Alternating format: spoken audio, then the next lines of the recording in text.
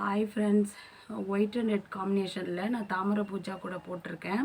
இந்த கூடையோட மெஷர்மெண்ட் பார்த்தீங்கன்னா 1 அடி ஸ்கேல் அளவில் 8 அடி வந்து ரெட் கலர் ஒயரில் 6 ஒயரும், 7 அடியில் வந்து ஒயிட் கலரில் 24 ஒயரும் வந்து நான் எடுத்திருக்கேன்.